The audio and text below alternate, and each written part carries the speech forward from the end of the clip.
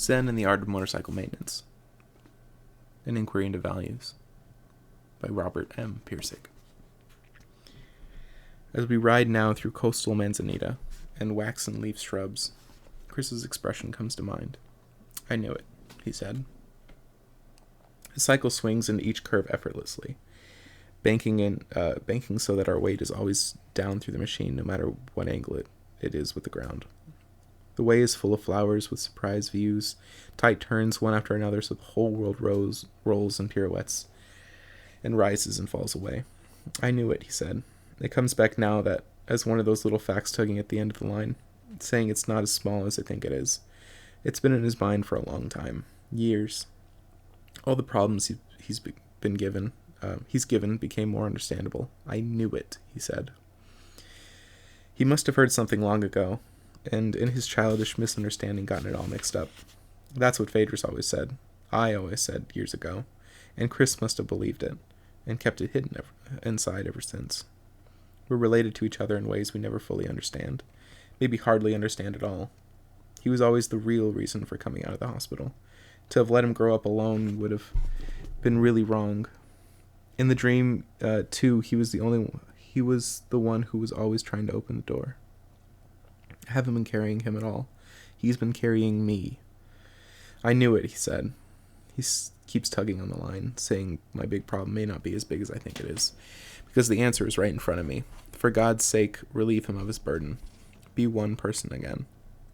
Rich air and strange perfumes from the flowers of the trees and shrubs enshroud us. Inland now, the chill is gone and the heat is upon us again.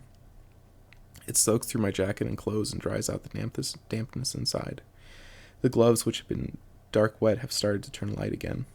It seems like I've been bone-chilled by that ocean damp for so long I've forgotten what heat is like. I begin to feel drowsy, and in a small ravine ahead I see a turn-off at a picnic table. When we try to cut the engine, when we get to it, I cut the engine and stop. I'm sleepy, I tell Chris. I'm going to take a nap.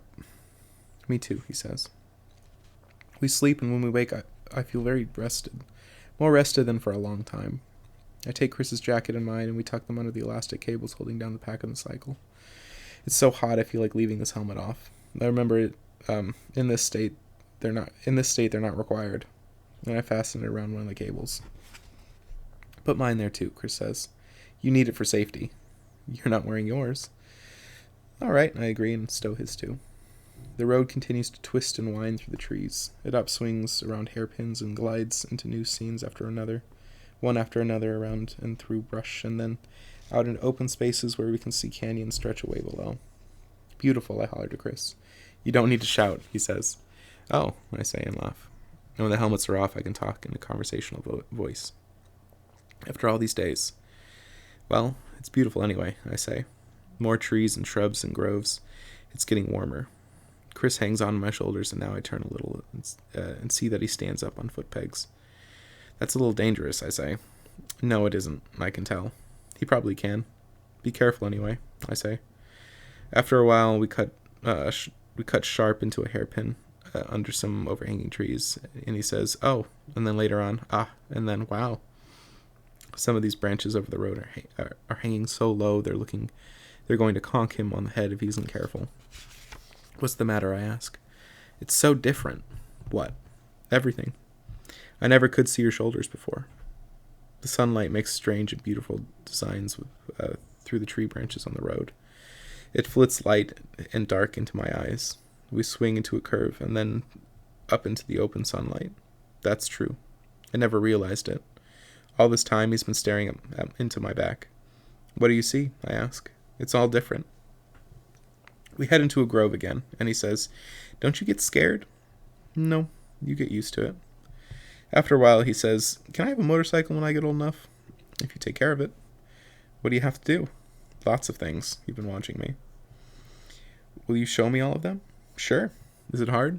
Not if you have the right attitudes. It's having the right attitudes that's hard. Oh. After a while, I see he is sitting down again. And then he says, Dad? What? Will I have the right attitudes? I think so, I say. I don't think that'll be any problem at all. And so we ride on, down through Ukiah and Hopeland and Cloverdale, down into the wine country. The freeway miles seem so easy now. and the engine which has carried us halfway across the continent drones on, in its continuing oblivion to everything but its own internal forces. We pass through Asti, Santa Rosa, Petaluma, and Novato, on the freeway that grows wider and fuller now, swelling with cars and trucks and buses full of people. And soon by the road are houses and boats in the water of the bay. Trials never end, of course. Unhappiness and misfortune are bound to occur as long as people live, but there is a feeling now that was not there before, and is not just on the surface of things, but penetrates all the way through. We've won it. It's going to get better now. You can sort of tell these things.